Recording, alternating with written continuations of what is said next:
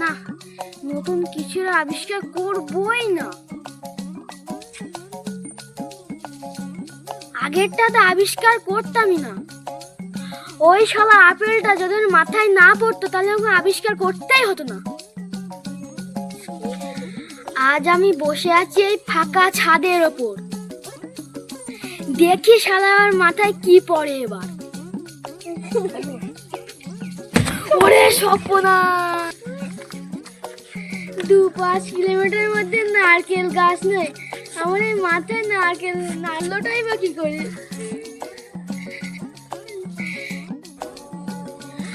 আবার কি নতুন করে খাতা খুলতে হবে? ছেড়ে দিলে জলি পুরি মরবানি।